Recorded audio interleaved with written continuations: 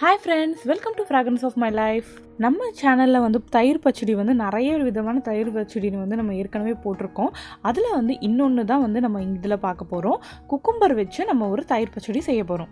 இது நார்மலாக புலாவுக்கு, பிரியாணிக்கு, வெஜிடபிள் ரைஸ்க்கு எல்லாத்துக்குமே வந்து நல்லாயிருக்கும். ரொம்ப ஈஸியாகவும் செஞ்சிடலாம்.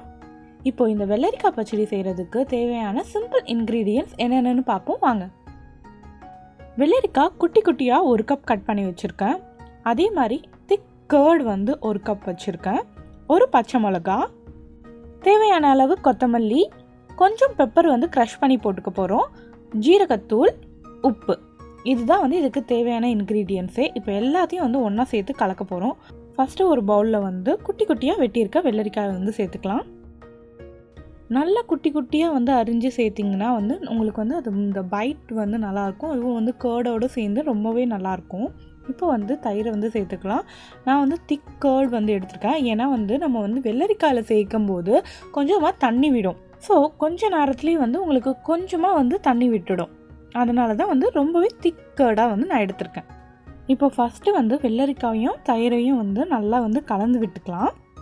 ஏற்கனவே நம்ம சேனலில் வந்து வாழைத்தண்டில் எப்படி பச்சடி செய்கிறது, அப்புறம் வந்து சுரைக்காயில் வந்து எப்படி பச்சடி செய்கிறது எல்லாமே வந்து இருக்கும். அதெல்லாம் வந்து கொஞ்சம் வேக வச்சு செய்கிற மாதிரி இருக்கும். இது வந்து டேரெக்டாக வந்து செஞ்சிடலாம். ஸோ வந்து உங்களுக்கு 5 மினிட்ஸ் கூட எடுக்காது.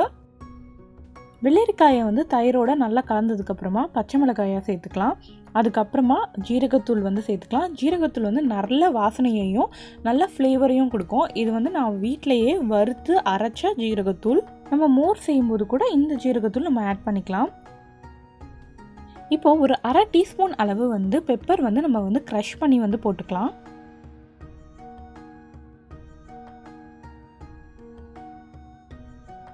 தேவையான அளவு உப்பு வந்து எப்போவுமே வந்து பச்சடியிலலாம் வந்து கொஞ்சம் கம்மியாகவே போடுங்க. ஏன்னா வந்து தயிரில் போடும்போது கொஞ்சம் உங்களுக்கு வந்து தூக்கலாக இருக்க மாதிரி தெரியும். ஸோ வந்து கம்மியாக எப்போவுமே வந்து போட்டுக்கோங்க. அதுக்கப்புறமா வேணும்னா நம்ம சேர்த்துக்கலாம்.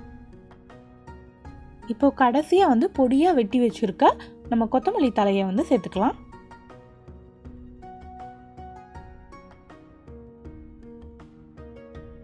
எல்லாத்தையும் நல்லா ஒரு மிக்ஸ் பண்ணிவிட்டு கொஞ்ச நேரம் வந்து நீங்கள் ஃப்ரிட்ஜில் கூட வச்சுட்டிங்கன்னா நல்லா ஜில்லுன்னு ஆகிடும்.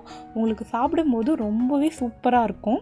இது பார்த்திங்கன்னா புலாவுக்கு, பிரியாணிக்கு அப்படின்னு மட்டும் இல்லாமல் நீங்கள் வந்து ஒரு சாலடாகவும் இப்படியே வந்து நீங்கள் சாப்பிட்லாம். ரொம்பவே நல்லாயிருக்கும். நான் எப்பயாவது இந்த மாதிரி வந்து எனக்கு இது சாப்பிட்ணும் அப்படின்னு அந்த இது வந்ததுன்னா இந்த மாதிரி வந்து சும்மாவே வந்து செஞ்சு சாப்பிட்டுப்பேன்.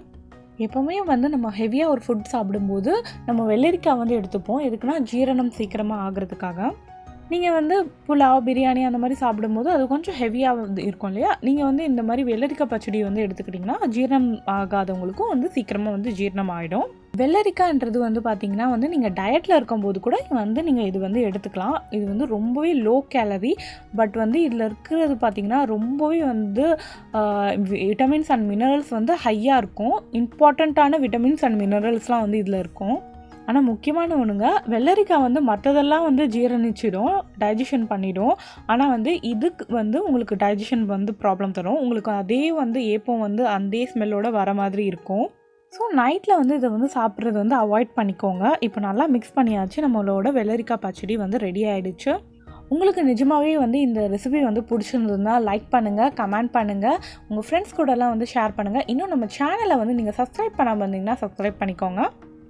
சப்ஸ்கிரைப் பட்டனுக்கு பக்கத்துலேயே ஒரு பெல் சிம்பல் இருக்கும் பாருங்கள். அதையும் வந்து நீங்கள் கிளிக் பண்ணிட்டீங்கன்னா நான் எப்பப்போ வீடியோஸ் போடுறேனோ அப்பப்போ உங்களுக்கு மறக்காமல் நோட்டிஃபிகேஷன் வரும். நீங்கள் வந்து மிஸ் பண்ணாமல் நம்ம வீடியோஸை வந்து பார்க்கலாம். நெக்ஸ்ட்டு ஒரு ரெசிபியோடு உங்களை வந்து சந்திக்கிறேன். தேங்க்யூ.